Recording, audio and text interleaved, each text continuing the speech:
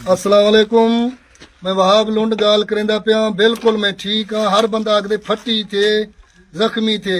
मुखबिरें दी चोते च काटिए, शहनशाह दे चोते च काटिए। मौका ले जितना ड्रोन सट्टे सट्टे असा ही वारदात हूँ डट ते करे सूं। जरा बदमाशी की वधे ना हरू भरू। असा अमन पसंदू भला उतले हुकूमत आखदे जो उतले जवान आखदे जो इहो भी वारदात करेंदे।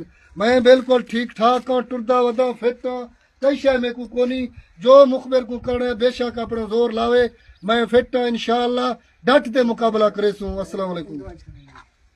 ए मुखबिरें दे आखे ते लगा वदे शहनशाह डीएसपी ही को अगे ही मैं चैलेंज दिता हुण ही को मेरा चैलेंज ही है वार लेंगी है। ए जरा माहौल आपन खराब किते ड्रोनड़ी मारी है, ड्रोनड़ी कशा ना करे थे।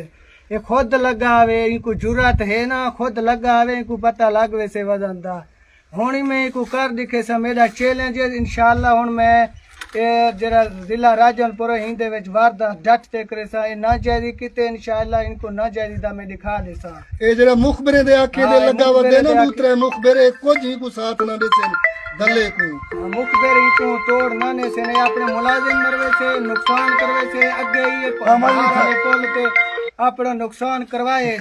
यो मुखबिरे ते आखे दे हुण इंशाअल्लाह अपना नुकसान करवे से। अपने चौकियां ही लोग करे जेरे पिकेट लगे पे ने ना नबी शाह वाले ए लुंडा मोड़ वाले ए अपना पिकेट ही लोग करे।